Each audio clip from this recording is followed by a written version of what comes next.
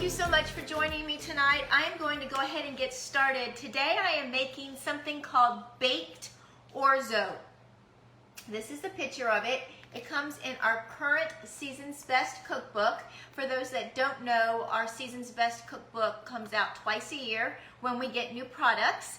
And so this one just came out this month. And this recipe is so super easy and so flavorful.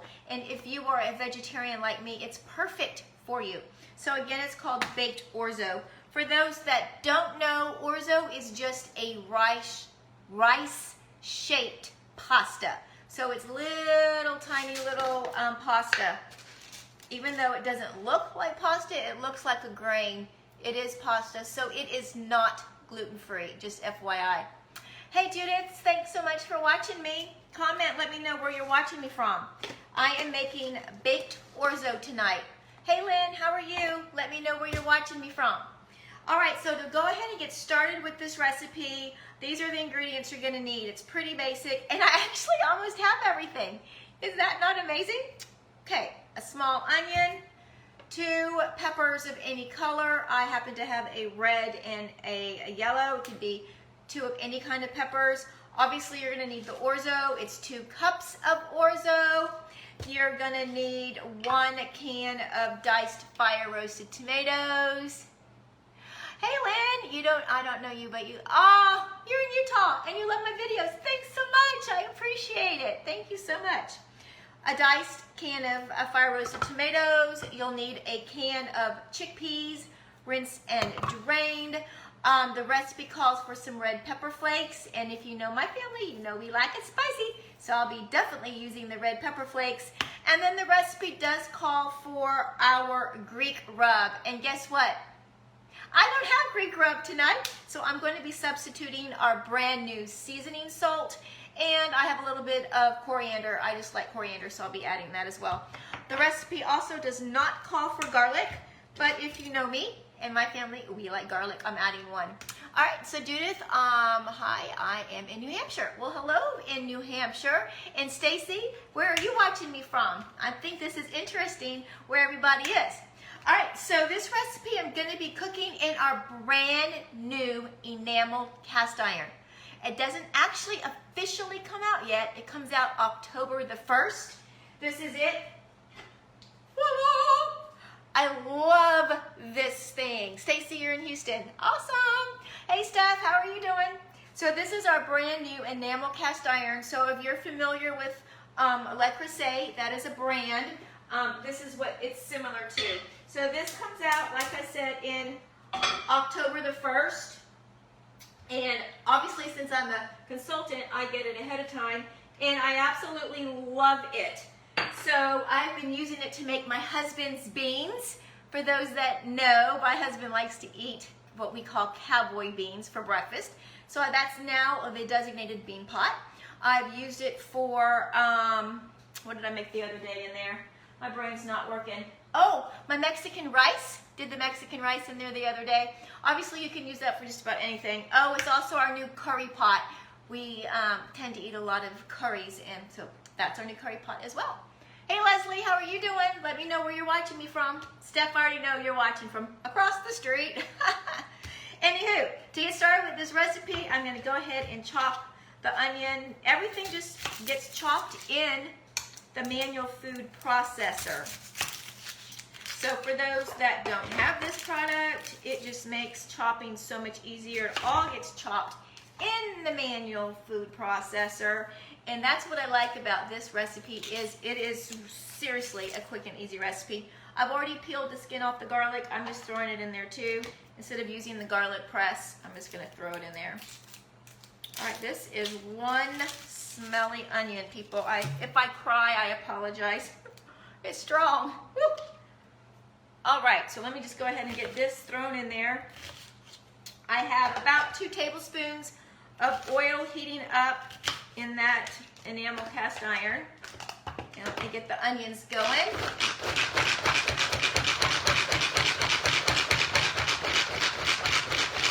And let me show you what they look like. Hey Misty, how are you doing? All right, so those onions are nice and chopped. So for those that don't have this manual food processor, I mean, honestly, to chop a whole onion and a garlic clove, super easy, nice and small, and honestly, I'm not crying. Really, I'm not crying. All right, I'm gonna add those.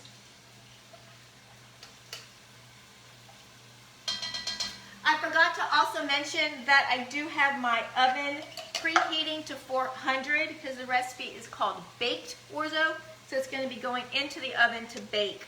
So now I just want to cut both of these peppers. Like I said, it can be 2 peppers of any color. So these are the 2 that I had, not even the same color. Doesn't really matter. There we go. Add that to my manual food processor. Who has a manual food processor? Hey Donna, how are you doing? All right, let's get this chopped up. Now I love this manual food processor because I also make salsa in here. I use it to make guacamole. I use this for so many different things. Stacy has one. Don't you love it, Stacy? Look, I cut that whole pepper in like a matter of seconds. All right, I'm going to add that to my onions. And I'm going to get the yellow one cut up.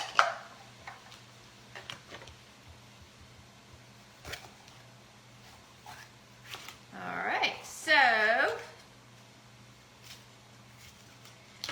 do I make y'all nervous when I use my knife like that?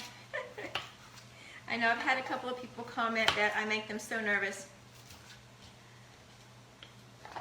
All right, let me get this little sucker all cut up. There we go. Get in there. There we go. All right. Who else is watching? Evelyn. Hey, Evelyn, how are you? Where are you watching me from? All right. All right, let's see. Oh, perfect. Oh, this is pretty. I like the red and the orange together, or yellow together. Look, it looks like fall in a bowl. All right, I'm going to add that to this over here. Get these cooking.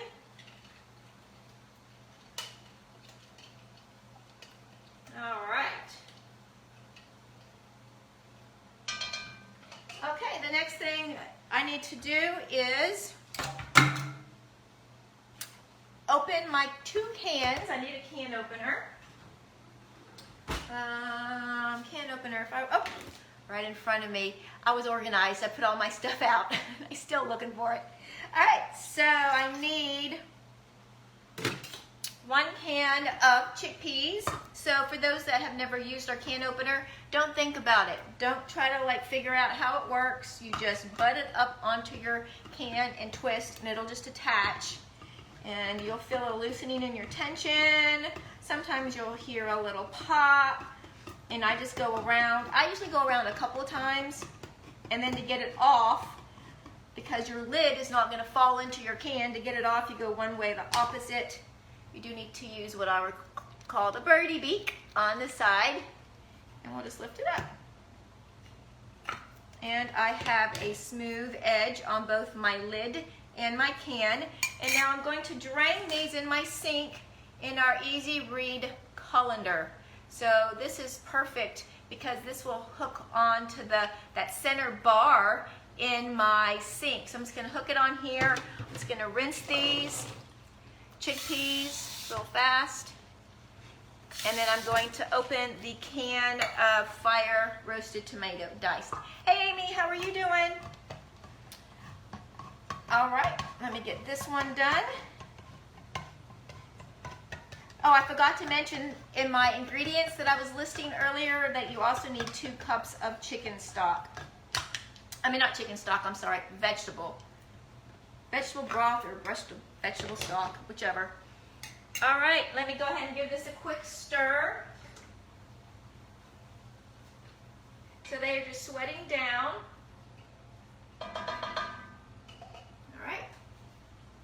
So now I'm going to go ahead and in my Easy Read measuring cup, I'm going to measure out the 2 cups of the vegetable stock.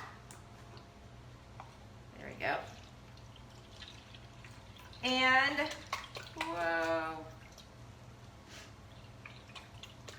This is how easy this recipe is. You just dump it all into that one pot. I'm telling you, this is the way I like to cook. You just dump it in one pot. One pot cooking is the best. So now I'm going to go ahead and add my red pepper flakes, my coriander, and my seasoning salt.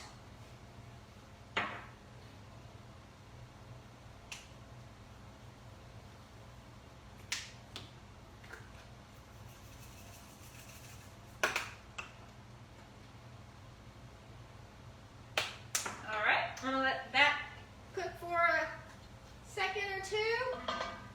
Oh, let me show you these. This is new. Hey Laura, how are you doing? These are brand new and I absolutely love these. This is our silicone spoon. It comes with a 3-piece set. It's the spoon, a spatula, and then a spaghetti fork. And it has this beautiful wooden handle. I love it. It's brand new.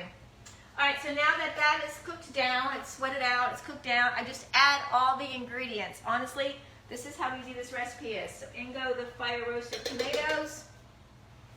In goes my vegetable stock.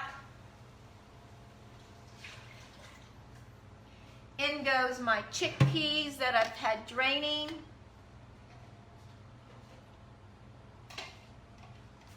And now I just need 2 cups of the orzo. So I'll come over here, measure out 2 cups of orzo.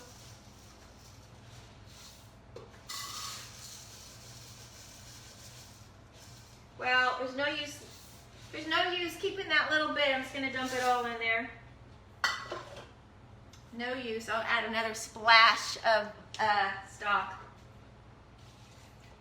All right, and then do I add the spinach yet? I don't know. Let me read my ingredients.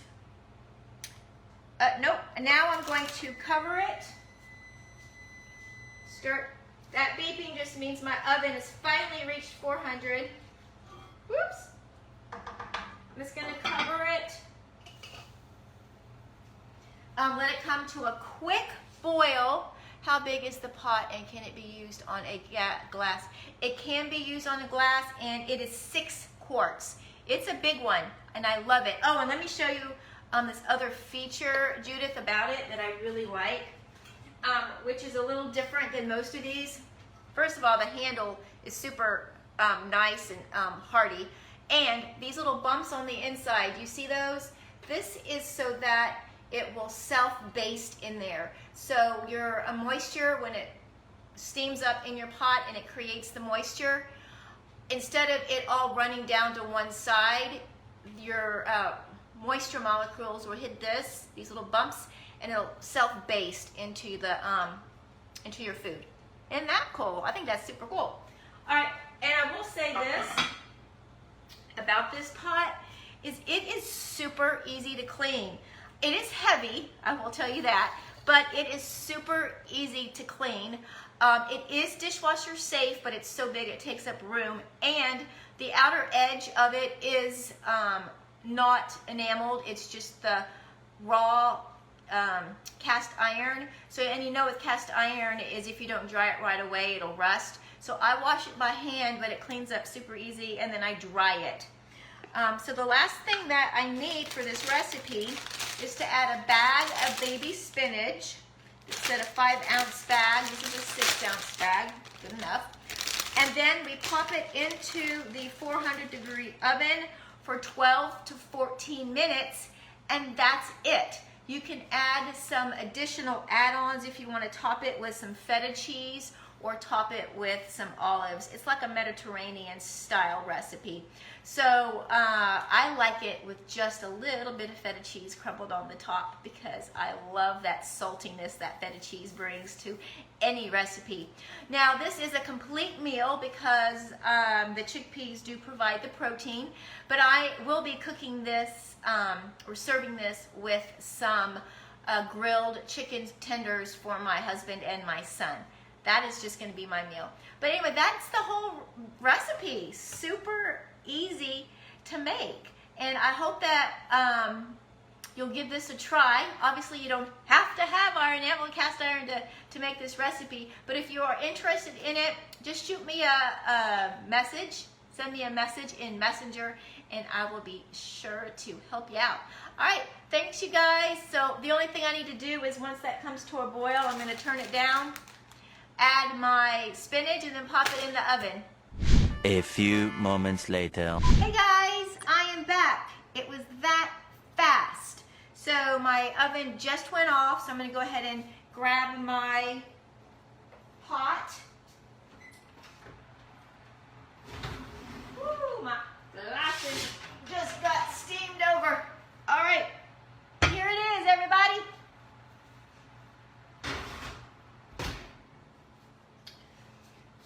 So for those that, hey Suzette, how are you? So for those that didn't join me in the first video, tonight I made in our brand new cast iron, our enameled cast iron, I made our baked orzo, and that recipe can be found in our brand new Season's Best cookbook, right here. That's what it's supposed to look like, the baked orzo. And it is finished cooking, and I just wanted to show you the finished product. Let me grab my spoon over here. Let me give it a quick stir, and then I will show you guys what it looks like. Now, in my first video, can you see all that steam? In my first video, I said I was going to do some grilled chicken tenders to go along with this, even though this is a complete meal on its own. I decided not to do the grilled chicken tenders. I decided to use my air fryer and make crispy chicken tenderloins. So I switched that last minute because I love our air fryer, and it's so much easier. I don't have to like babysit the chicken tenders. All right, check it out. Ooh, it looks so good. Let me put my spoon down and pick it up and show you guys what it looks like. Look. Can you all see? Oh, you really can't see.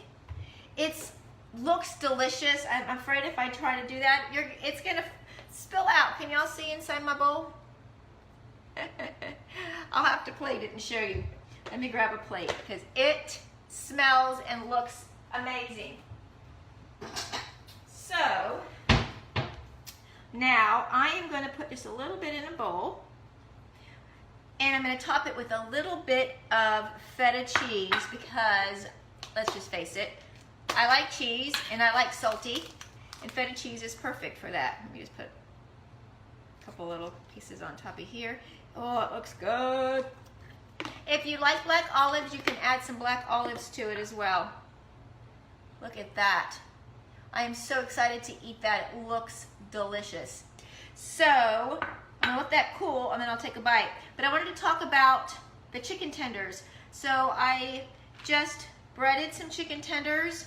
I just used breadcrumbs with the garlic and herb already made breadcrumbs, flour, egg wash, breadcrumbs, and then I'm just doing, this is just for my son and my husband, and I'm gonna pop them in the air fryer. So they just go right in here. Our air fryer, for those that don't know, does come with 2 racks, so it is certainly big enough for a family.